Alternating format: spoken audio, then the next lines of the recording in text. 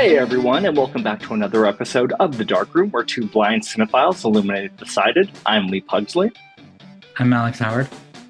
and this is a podcast hosted by two legally blind guys for film lovers of all abilities.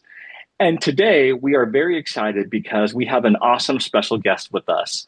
We have Sheridan O'Donnell, who is a legally blind director and filmmaker. Sheridan, thank you so much for being on the show and welcome. Thank you for having me. Excited to talk. Yeah, we're excited to just dive into the facets of who you are and what you do. And to start off with, one of the questions that we always like to ask our guests is, what has your journey been like with blindness and low vision? Yeah, my journey began at 30. So I had been, directing movies since I was 19 years old. And in January of 2020, I was 2 weeks back from my first time at the Sundance Film Festival. I was just there, not with a film, but just to watch movies. And I had just moved to Los Angeles from New Mexico, where I'm from. And in New Mexico, I had seen an optometrist because I needed glasses. And they had done some, field of view tests and just like your basic vision tests.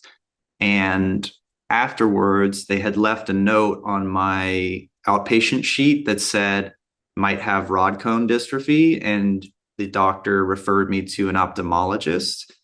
And I went back in and because she didn't even tell me, she just left it in my notes. And I said, what is rod cone dystrophy? What's going on? And she said, look, this is something that's not going to affect you for years. And you can wait till you're in Los Angeles, because we were moving at the time, and, see an ophthalmologist when you get to LA. So yeah, cut to, I'm in LA and I go to see this ophthalmologist, and they diagnosed me with retinitis pigmentosa, which is a degenerative eye disease. It's a genetic condition. I was diagnosed with 10 degrees of central vision because the sort of disease had been actively moving forward throughout my entire life. And the doctor told me that I can't drive a car. And he also told me that there was a 50% chance that my children would inherit this condition. And so at the time, it was a very destabilizing thing for me to experience, in part because I was a filmmaker and a visual artist, and in part because I had just moved to LA, which is a great place to have a car, and in part because I didn't really understand what blindness was. And so to know that I could maybe pass this on to my children was something that was very fearful. And so, yeah, I just walked out of that appointment, pretty devastated. I sort of grieved my vision loss for a couple of months. I couldn't even watch films. It was too painful for me to watch something that one day I might lose. All I was doing was really reading poetry and very emotional, not going out much. Maybe you guys can relate to that part of the journey of blindness, the grief journey, which is a valid part of the journey. I think people talk about that. It's a necessary thing to grieve it, because the way I put it is that whether it's right or not, we have an expectation that we are going to be sighted for the rest of our lives. So you are grieving this version of your life that you thought you were going to have, and then you aren't going to have that life anymore.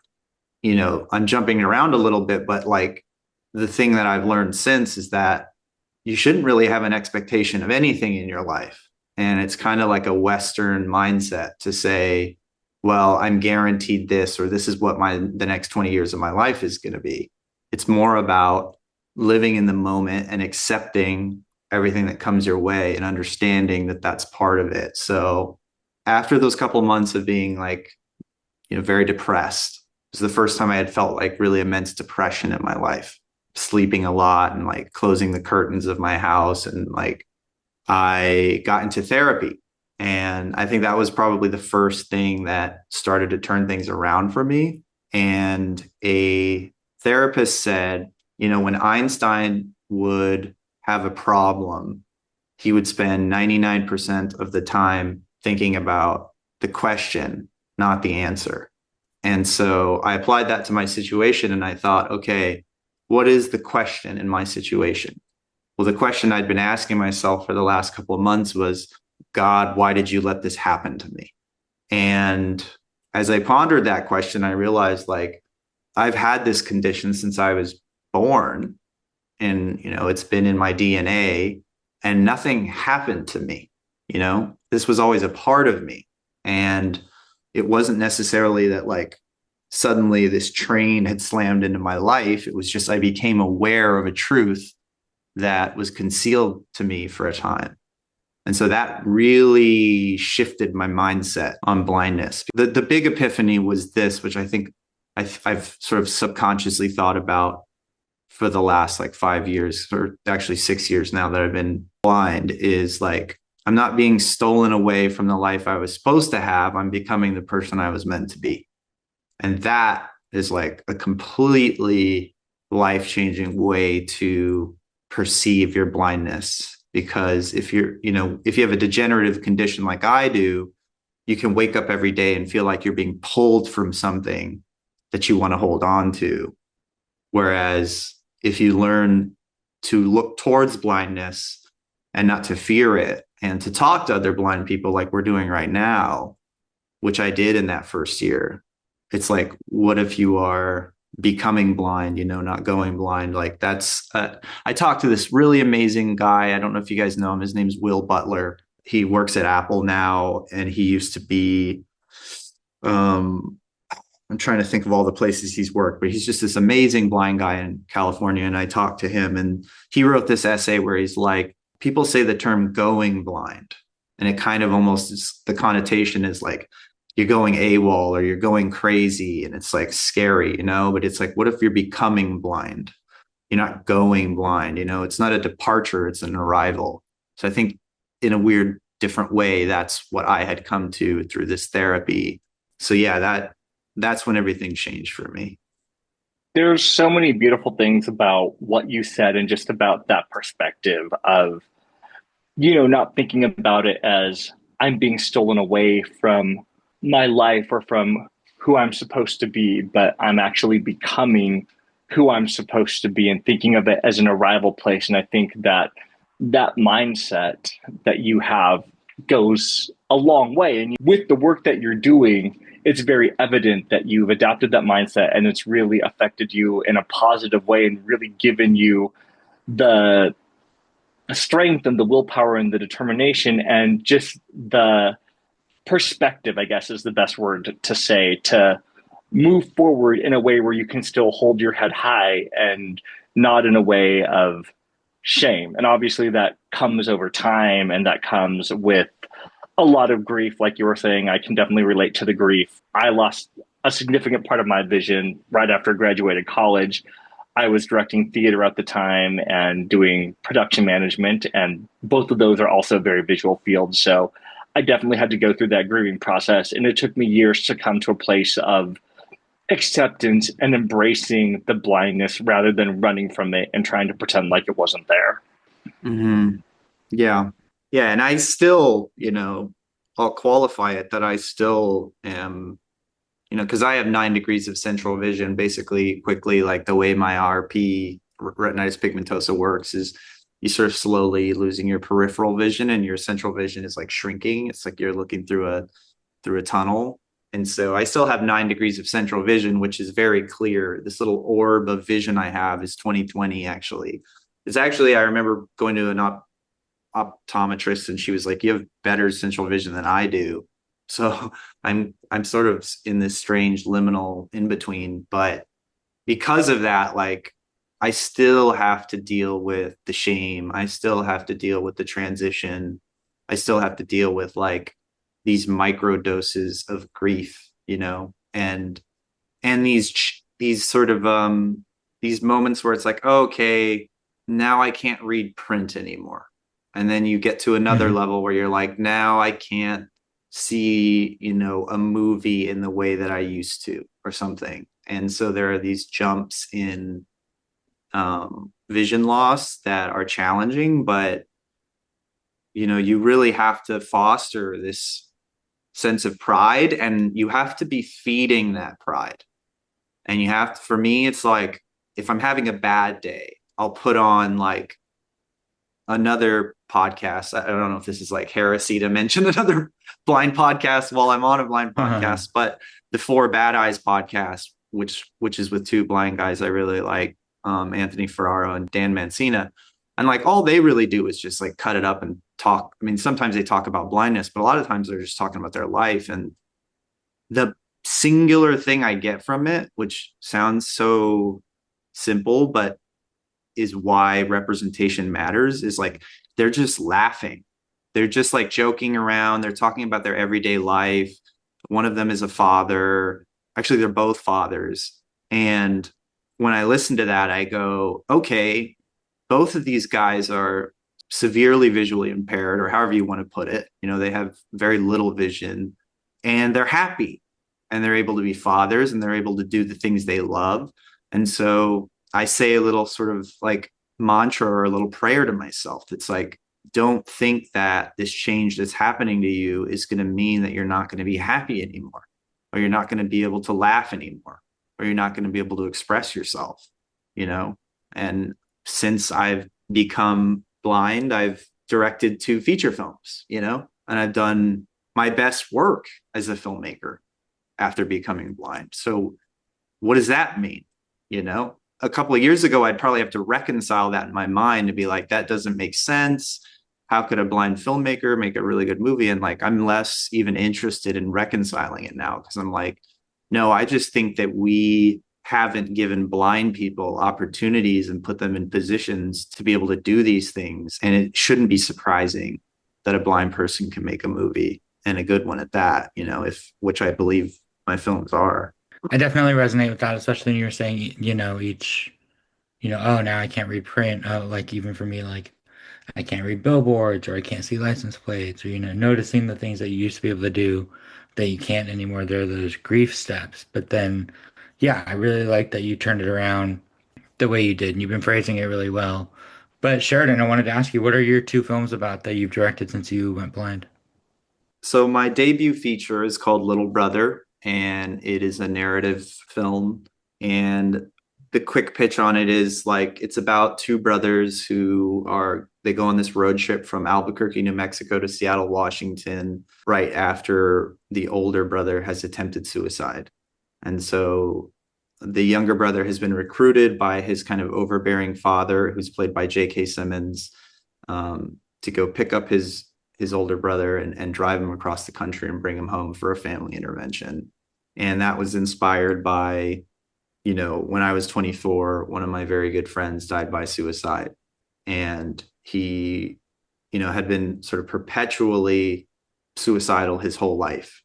From about 15 to 32, he was like attempting multiple times. And after he passed away, his dad had shared some of his journals online, and the language in the journals was like very clear headed. And it was very like, I don't really want to be alive. And one day all my safety hatches that I have to catch me from killing myself are going to fail. And it was just like a lot of clear headed thoughts and about it. And I had never seen suicide talked about in that way. To me, I'd only learned about suicide probably through movies, where it was just this rash, impulsive reaction to a major traumatic event in your life. Like, somebody gets a divorce or gets fired from their job or yada, yada, yada. So like realizing, and I didn't even know as his friend that he had quietly been struggling all these years because he was jovial, because he was funny, because of all these things. So I really was like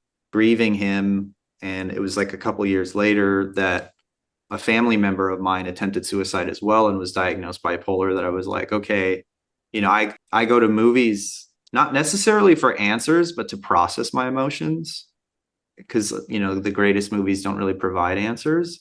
And I couldn't think of a film that really represented their experiences accurately. So I was just like, well, I really want to write a film that explores these things in a really frank and kind of honest way, and not undercut it with fantasy or not have it be like an overt dark comedy or something. Just have it be a pretty direct film about mental health and family. And that's my first film. And I was in the middle of development on it when I got diagnosed with my condition. And so for a brief time, I kind of had to pause on it and was like, oh, what am I going to do now? I don't know if I can make this movie. And then another shout out I want to make on this podcast is when I sort of was like, okay, that epiphany after therapy of being like, I am blind and I own it now. I then began to think, okay, well, maybe I can be a blind filmmaker. And so I opened up the internet and I typed in blind filmmaker. And the first name that popped up was Rodney Evans, who's a filmmaker with RP who lives in Harlem. And he was diagnosed at 30 in like the late 90s in the middle of his first feature. And he had, without precedent, said, I'm going to keep making this movie, or, at least that's what I think, because he did finish that movie and it went to Sundance and it got a special jury prize. And he's been making movies low vision, legally blind for the last 20 years. And so as soon as I had Rodney's story, it's just like, it was pretty quick that I was like, okay, I'm going to make Little Brother, which is the name of my debut feature. And I'm going to keep making movies, because once I knew it was possible, then I was like, great, that's all I need to know, because then it just becomes a matter of work ethic. And I've never, ever had a problem with work ethic. At the time before I found Rodney's story, I thought, well, maybe it isn't possible. It's not possible to be a visually impaired visual artist. And then once I had Rodney's story, I was like, oh, it absolutely is. And then that started the journey for me. And I got back on the horse and, made that movie. It's funny that you mentioned Rodney because I had a film playing at the Middlebury Film Festival last year, and Rodney was there, and I actually saw a recent film that he had done. And it was really cool to be able to talk to him and connect with him. And I agree with you, talking to you and Rodney and all these other people gives me confidence in my own ability. I might be directing my first feature film this year. But for a long time, I was like, there's no way that as, a visually impaired, legally blind filmmaker that I could direct. But hearing your story and Rodney's story and actually seeing the work played out, it definitely has given me more confidence that, yes, this is very possible. And just because there's a quote unquote physical change happening doesn't mean that the work has to stop. Yeah. If there's anyone visually impaired listening to this podcast, or even maybe with a disability, I think, or a degenerative disability, because I think, Alex, yours is progressive, right? Is that right? Yeah, it's very gradual, but yeah, it's progressive. Yeah, like I used to be able to read books in college and all that, and I can't do that anymore. It's going to sound obvious, but when you're experiencing it, it feels quite intense to lose vision. But you have to distinguish that just because my sight is changing, it doesn't mean that my ability and my talent is changing and my work ethic is changing. My artistic vision, my mind's eye is changing.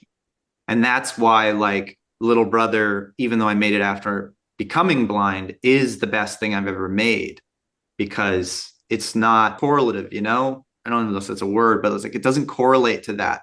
Just because you have less vision, that doesn't mean you have less talent. Your talent can be increasing even as your vision goes down. And like, that's a really important thing to remember and learn. That took me a while to kind of get a hold of. And now that I've got it, I really try to remind myself that. That's really great advice. Did Little Brother, did you take it to festivals and stuff, or what were the results of that? Yeah. So, we premiered at the 47th Atlanta Film Festival, and we played very, very well there, and we won the audience award. And then it kind of bounced around and went to a lot of great other festivals. And we had our Midwest premiere and our West Coast premiere and stuff, and we won some awards. And yeah, basically the big thing that, one of the big things that came out of it, beyond just being such a gratifying artistic experience for me, is Vince Gilligan actually got to see it and really, really liked it. And it was through him liking the movie is how basically I got my agents at CAA. And so I now have representation, and that, and looking back on it, it's like, I was coming from New Mexico, so I didn't even know what was possible and what wasn't possible. But like, I made that movie, for $1 million with no representation, which is like, pretty unheard of a lot of the time, especially considering J.K. Simmons is in it. So I'm really proud of the movie. And it didn't, every filmmaker's dream is for it to go to the like Sundance and stuff, and it didn't do that, but it's like it did everything that I wanted it to do and more. And most of all, it connected with people who have experienced like mental health issues, whether it's a family member or whether it's the person themselves. Like in Atlanta, there was such a swell of emotion from the audience, and a lot of them came up and spoke to me and were moved to tears just talking about how it made them feel seen. That's awesome. And what I love about that is it wasn't so much that the people that came up and talked to you were like, "Oh, you're visually impaired or you're legally blind." That's the thing that like they're stuck on, but it's like, "No, you're just a filmmaker who made a film in a very human way that connected with us." And I think that that's the most beautiful thing about all of that too. Yeah, I have a quick anecdote about that. So when I talked to Will Butler, I'll shout him out again. He told me so many incredible things about blindness. And one of the things he told me was like, just because you're blind and disabled now doesn't mean you have to make films about disability and blindness. He said, "What films do you want to make?" I said, "Well, I have this one called Little Brother, and I have this." He's like, "Then keep making those films." And so it's important to understand that people don't realize this, but it's like I'm extremely proud of being blind, and it's a culture. It's not just a disability, but it's also like one of the smallest things about my identity. I'm half Korean. I'm from the Southwest. I from a working class family. There's so many aspects to my personality that have nothing to do with blindness. The types of movies I like, what I read, I'm not reading books about blindness all day. I'm reading plays and things that are different. And in Atlanta, when I came up and introduced the film, I made sure to not mention my blindness because I knew, Lee, it was going to be what you said, that people would go, "Wow, amazing. Blind people can make movies," which detracts from the conversation I wanted them to be having, which is about mental health and about the story, not the filmmaker. And afterwards, at the after party, I made a little speech to everyone, and a lot of the audience followed us to the bar and stuff. And, I included at that point, like I had gone on quite a 5-year journey, which included becoming disabled and becoming blind in the process of it. And after that, a bunch of film students ran up to my DP, and my DP later told me this. I wasn't around him, but he said, yeah, a bunch of film students came up to me and they said, "How is it working with Sheridan? What is it like to work with a blind director? Like, how does he even make movies? And what is he?" And then Connor, God love him, Connor Murphy, such a great DP, but he just said, Sheridan's blindness is the least interesting thing about him. And he didn't want to talk about that. And to me, that in a lot of ways, like, represents how I feel about this. Like, yes, I'm proud to be blind, and I'm outspoken about it because we need representation. Rodney's story changed my life, and so if I'm outspoken, who am I influencing by being out and about it? But other than that, like, there's so much I want to say that has nothing to do with disability. It's really interesting that you mention all of these things because I think sometimes, and met with the utmost level of respect and love to the blind and low vision community and to the disabled community at large. It's interesting because sometimes, and maybe this is only self imposed pressure, I'll feel that what disabled stories do I want to tell? And once again, I think that comes because representation absolutely matters, and there's not enough of it on all fronts in the entertainment industry. That does need to change. But sometimes I feel like I can limit myself by thinking I can only tell disabled stories. And so, more so lately, I've just been like, what stories do I want to tell? Whether or not they deal with something disability related or not, just what human stories do I want to tell? And I found that opened up a lot more possibilities for places I could go with like the stories that I write or the things that I look into producing now. But once again, emphasizing representation absolutely matters, and it is so important too. And I think just it can be tricky knowing what that balance looks like sometimes because it's like wanting to have pride as an artist, wanting to put your stamp of identity on that, also wanting to sometimes you get in that people pleasing mentality and wanting to please the community as well, and just wanting to please everyone, yourself and everyone around you too. And it can be that tricky thing of how do I navigate this? Yeah, I have so many thoughts about this stuff. It's interesting because you actually just made me think of something too, is like at this point, I'm pretty raw and honest about disability in film and what it's going to take for films to break through. Because I'm frustrated, if I'm honest. Like last night was the Golden Globes. There wasn't a visibly disabled person anywhere, not in any of the films. And in my view, like not even in the room. In Maybe fact, Kate Hudson played someone with a disability, right? And she doesn't have one. Was she nominated Lee at the she Golden Globe? was, she was, yeah. Yeah. I didn't realize she was playing someone with a disability. You know, there's a constant conversation about how do we break through, how do we break through, and how do we break through and stuff. And my only answer would be like just everyone's sort of answer needs to be their own in terms of what feels right to them. For some people, it might be telling stories involving disabled characters. For others, it may not involve them at all. But like I will say on the representation front, Lee, it's like if you made a movie and it was about something else other than disability, like you making that as a blind artist is representation. You're already changing the narrative by making that movie. Same goes for all of us. And in some ways, it's like we definitely shouldn't tell ourselves that we're not allowed to do that because at the end of the day, too, like when you get to the upper echelons of film, like it is about star power, it is about the economics of a movie. And so you can get a movie made with a star, and like that's what's difficult right now about disabled film too, is like we need those stars, you know? We need those people that are bankable. And it doesn't mean that we can't make those films, but it probably limits, in my opinion, the way those movies look. Like you'd be hard pressed to make a movie, you know, with a ginormous budget. But then the strange thing I'll just add quickly is like I wrote that film and then I made a documentary feature called Rising Phoenix that we can chat about if you guys want. But the thing I'm writing right now involves blindness. And it came to me in a very organic way. I wasn't sitting and like, okay, I got to write a film for the community because it's time.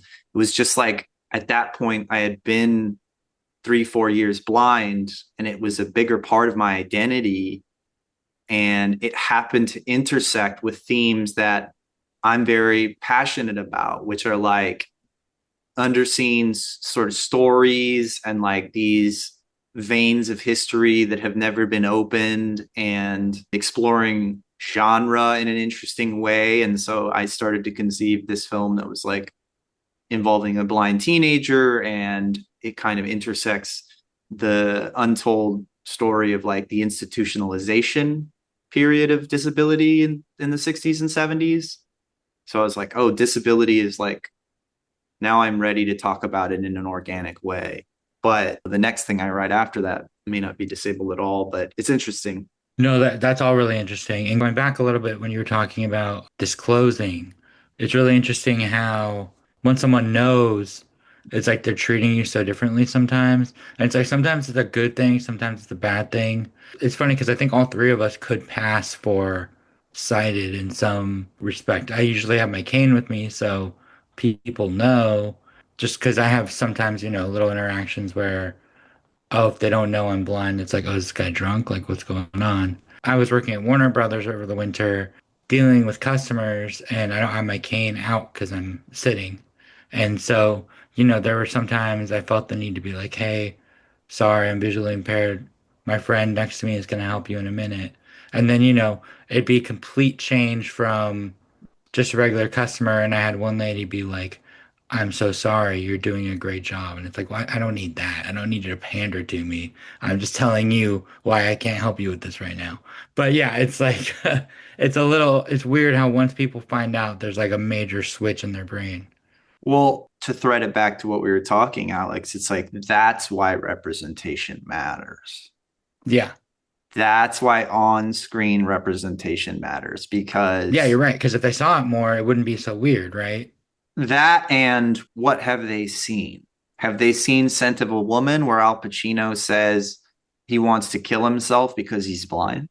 Have they seen a movie where a blind person is always guided by someone and always walked Hmm. around like they're a child? Is That's why representation, that's what gets the, lights the fire in my gut that makes me want to make this movie, is like I want to do a radical depiction of blindness that shows like how independent and capable blind people are. Because like I'm not even, like you said, Alex, I could pass for sighted, and I also like can get around without a cane. It's like, no, at this point I've met people who are guide dog users and who are cane users and have to have the cane. And it's like extraordinary how much they can do and all the things that, they're incredible at, and even some of the special skills they have in terms of being able to listen to a screen reader at 300 words per minute. And like, so I started thinking like, oh, whoa, what if I pour some of this stuff into a character, and like that character uses those skills as a way to like solve a case, but the concealing thing, I will say, even though I can pass for sighted, like I've just now dipped into, I don't know where you guys are at with this. I've just now dipped into, I want to have the cane out at all times, because Yep, I'm the same way. it's pretty stressful to not have it out. I'm like dodging things and not trying to hit my head and trip on things. And for me, I've learned I don't like to go into a room and then be under pressure to decide when is the right time. When does enough fear build up that I should pull this cane out? My new strategy is, before I go into the room, I just pull it out. And the first way that people experience me is as a blind person, because you know what? I am a blind person, and I don't want to be ashamed of that anymore. Like, I want them to meet me as a blind person, because if I end up making a movie with them, I'm going to be blind on set. I'm going to have adaptations in how I approach the work. I'm going to, I don't, I just, and that really has to do a lot with just my personality. Like, I'm the type of person that like wears his heart on his sleeve and wants to be vulnerable, and is like, this is all of me, good, bad, and ugly. Like, this is who I am. Like, take it or leave it. And blindness has now become a part of that. But I've always been very vulnerable in everything I do. And I think if it's right for a blind person, anyone listening, I really recommend that they just get vulnerable about it, because you can. I have had moments, like you said, Alex, where like someone can act a little weird, but I would say for me, the overwhelming majority is people are chill. People Oh don't yeah, really make a big deal out of it. especially like you using the cane around, people move out of your way. It's so much easier. And yeah, Yeah. I've definitely found like I used to want to a few years ago want to like blend in, and now I'm more like no, like I think it's way better going in where people know, which is why it was so weird at Warner Brothers, because all of a sudden I'm dealing with all these people coming up to the counter and they don't know. And so when I can't do something, then I feel the need to explain. It's like I almost wanted to buy a pin I could wear to just be like, hey, just so you know, I'm visually impaired and that's what's up here. But Yeah. I totally agree with you. Yeah. Most of the time it's very positive. And one of the things that I always say, or at least my philosophy for myself, and I try to encourage other people within the community as well, is showing up as half of the battle. We think about visibility on screen, which will make a huge impact, but just having visibility for ourselves in the spaces that we're a part of, whether that's film festivals, whether that's a studio lot, whether that's the grocery store, whether that's any of those spaces, just being there and allowing people to see, hey, this is who we are. We carry ourselves with confidence. We're proud of who we are. We're not apologizing for being in the space, but we're Mhm. here. I think that goes a long way as well. And I think the more that people are used to that, the more that people can just accept it as normalized. And then to your point too about going into a room and just introducing yourself as, hey, I'm here and I'm blind. What I've noticed for myself about that in, different networking events or things is maybe that's something that people are aware of or interested in, like right off the bat, but by the end of the night or by the end of our conversation, that's like the least of what we're talking about. That's the least of what they're thinking about. And I think that just, I don't know, I think it just helps in a lot of ways to just own it and just to give ourselves that visibility because people aren't going to fixate on that forever, even if they do for a moment or two. And a lot of people don't too. They're just like, cool. Yeah, I totally agree with you, Lee, about showing up. And I will say, like, there was definitely like a couple of years in LA where I was like averse to socializing because of my blindness. I was like, I'd get dread when thinking about going to, a dark, loud bar for a networking event, being like, oh, this is going to suck. But I've tried to make a point to just put myself out there more because, like you said, it's like that one-to-one education or whatever it is, where as soon as they meet you and they go, oh, blind people can do this or that, or they're cool or whatever, like they walk away changed. And it's why, I'm grateful to you guys and like grateful to anybody in the film industry who's blind, because it's like, though, that you guys are maybe like talking to people that I'll run into at a later date, and I won't have to go through that or whatever. Like we're sort of, if you can imagine like sort of like looking at Los Angeles from a map view, and it's like seeing all the red dots turn to blue. It's like we're slowly, one by one, meeting by meeting, getting people to have a different perception of blindness. And what I wanted to tell Alex when we're talking about like what I've found now, just starting basically like in the last couple of months, is okay, I was afraid that people have a misperception about what a blind filmmaker can do. So I was always scared to bring my cane out because I was like, if I bring it out, they're going to go like, well, this guy can't direct television. This guy can't direct the movie that he wants X million dollars for or whatever. And now I've realized that, okay, that may be true. They might have that perception. I can't help it. The representation hasn't caught up enough for them to know that. But guess what? I can change that perception. So I was at a premiere party for something, and I was standing next to a guy, and I've got my cane out, and we start talking, and he's an older guy, and he's like, "Oh yeah, I'm a TV director. I've directed all this TV." And then I think he just looks at me and thinks, "Oh, he must be some person's family member." He just Sheridan just got brought along, and I'm like, "Oh yeah, I just shadowed on the Ryan Murphy initiative, and I've directed 2 features, and I'm going to be directing TV soon." And I watched his face like go, oh, like I just watched it switch where he's like, wow, I didn't know, and that's the thing, is like, yeah, it's a little uncomfortable. It's not great to walk into spaces where people misperceive you, but I'm starting to get like, okay, let me get a little, you got to be pretty fiery about it. I will say this too, because I think about us, and we're all visible and we're all in the film business. But the people that I'm really concerned about, actually, when it comes to the blind community, is the people in like middle America. The mom with 3 kids who like is losing her vision and she doesn't want to leave the house anymore. And she's like moved from doing her nursing job because she doesn't think she can do it to living on disability. And something I think about the blind community is we struggle, and maybe that's too harsh a word, but one of the challenges for our community is because of inaccessibility, because of these societal perceptions, like we can't congregate in the same way that other communities can, And so we're isolated and we're like individualized in this way. And I think a lot of it still has to do with when I was on my RP Facebook group, like, and I listened to the chatter on it, a lot of it is people afraid to go out.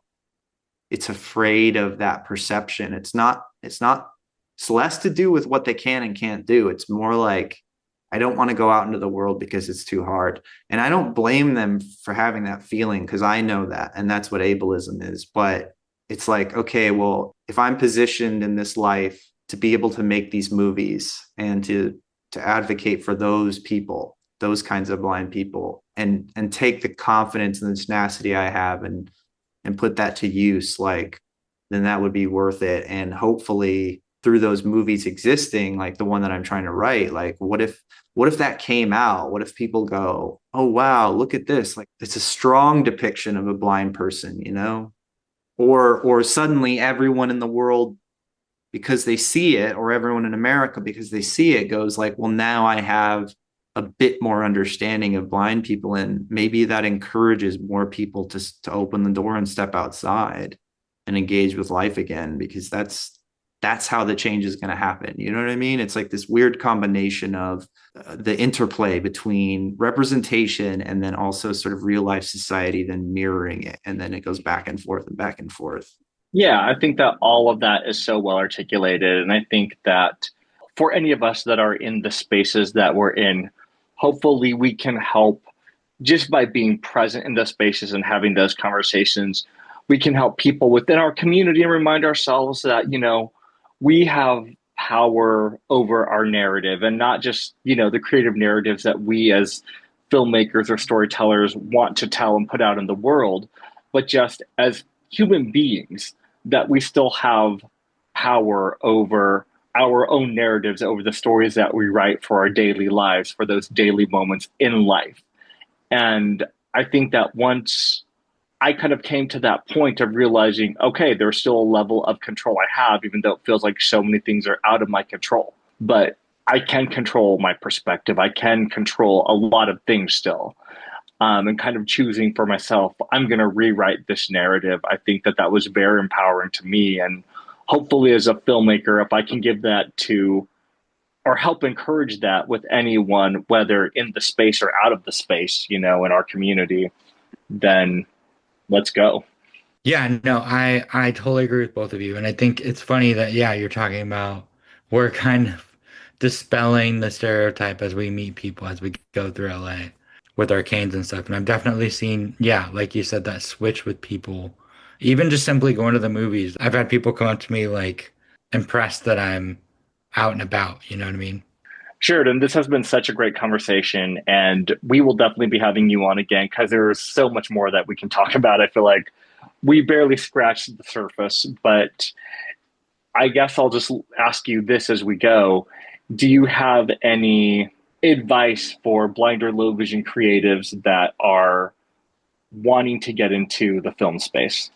Let's see. I think that my advice is connect with people in the blind community who have positive attitudes, because you can connect with people who have a really despairing attitude about blindness, and you can bring that into your circle, and then you can have a despairing attitude about blindness. And I was very, very fortunate that the first two blind people I connected with were Andrew Leland, who is a Pulitzer Prize nominated writer and just a very, strong-willed, confident, proud blind person, and Will Butler, who I've mentioned before. And they gave me the feeling that I could do anything. And that even though they weren't filmmakers themselves, they made me feel like that what they told me, literally, you can still make movies. And I think the reality is like, there's next to nothing besides maybe flying an airplane that a blind person can't do. And remember that if you feel weird and you feel this like pressure that it's not possible, remember that you're up against hundreds of years of ableism and what I call sort of indoctrination, which is we haven't been allowed in these spaces. And so we're not on TV, and there aren't books written about us, and we're not leading these things. But that's my feeling about movies is just because we haven't participated really in a meaningful way in cinema for the last 110 years doesn't mean that we don't belong there. Because what I've learned in my journey is that it's not an oxymoron to say blind filmmaker, because blind people are visual. They have vision. They have ideas. They watch television. They watch movies. They use audio description. They have inner sight. And just because we haven't been allowed in that space, we're at a very interesting tipping point in culture where I think that there's at least going to be enough open-mindedness to give us a shot. And so just make sure you just feed that confidence, build a good community, and understand that just because maybe you're the only one or it hasn't been done, like, it's possible. And that's another thing I like to say to a lot of when I get to do these talks to disabled people, including blind people, and I say, like, okay, you can view your situation as like, wow, this sucks, I'm the only one. There's only 4 blind filmmakers in the world. This sucks. I wish there were more of us because I feel very alone. And I've learned in the last year or two is like, I flip that now and I say, this is exciting. I'm a pioneer. I'm a forerunner of a movement of cinema that has never happened. We are groundbreaking artists, and we are going to be doing things that have never been done. And that's really exciting. And we get to write the first pages of this chapter in cinema, like that. What an incredible honor that is. And then I said it earlier, but I just want to reiterate it because I learned this just in the fall, shadowing through the Ryan Murphy Half Initiative. Is I kept telling myself, this is impossible, because shadowing on a TV show was pretty intense. I wasn't taking my cane out. I was afraid to, because I was the only visibly disabled person out of like 150 people. And then eventually I took the cane out, and what I learned, because the cane changed everything, is, okay, why did I kept telling myself, wow, this is impossible. You're crazy. You're the only person on the Disney lot who's blind. Like, you're crazy. This is impossible. And then I realized, like, just because something hasn't been done doesn't mean it's impossible. It just means it hasn't been done yet. So Lee, when you said, like, oh, I'm not sure I can make a feature because I've never made a feature and I don't know a lot of blind people that haven't made features. It's like, that doesn't mean it's impossible. It just hasn't been done yet. So, like, whatever blind people want to do, it does. And to me, it doesn't matter. Like, I know I'm low vision, and so maybe there's a bias towards me because I am partially sighted, but I actually firmly believe, because one day I could lose all my sight with this disease. One day I could be, basically have little to no light perception. In order to move forward, I have to believe that I can make movies even totally blind. And that's what I believe. I believe with adaptation and audio description and all these things that are going to happen, that you can be a totally blind filmmaker and make movies. And if anything, I see it from an artistic point of view that says, I'm excited to see a totally blind filmmaker's film, because I'm drawing on a lot of convention to make my movie. But what does, someone who's been blind since birth, what is their visual imagination? If they don't have an understanding of color, how will they communicate? What would those movies look like? Like, as audience members, or as a lover of film myself, like, I want to watch that movie, and I believe that other people do too. So it's just about believe in yourself, and that takes time. So I want to be the first person to say I believe in you. That's awesome and really wise words and well put. And then, Sheridan, where can people find you online if they want to connect or get in touch at all? I have a website with my work, and there's like a little way to email me, and it's just www.sheridanodonnell.com. It's my name. I don't know if you guys can put a link in or something, but yeah, feel free to contact me, and I'm always happy to talk to aspiring filmmakers, because a lot of experienced filmmakers have mentored me and changed the trajectory of my career. So I'm happy to talk to people. We'll definitely put that in the description, a link to your website. And if you want to get in touch with me and Alex, or want to reflect on anything that we've talked about today, please email us at darkroomfilmcast@gmail.com. Once again, that's darkroomfilmcast@gmail.com. And you can also follow us on Instagram at Darkroom Filmcast, and subscribe to our YouTube channel at Darkroom Filmcast. Yeah, and as always, we'd like to thank Matt Lauterbach and All Senses Go for helping make captions of this episode possible, as well as Blind Can, that helped with editing. We'd like to thank Sheridan for being on the podcast as well. This was so much fun. Thank you, Alex and Lee. Yeah, it was such a pleasure. I'm excited to come back because, like you said, we could talk forever. Absolutely. Can't wait. And thank you all out there for listening. We'll see you here next time on The Dark Room. Take care, guys.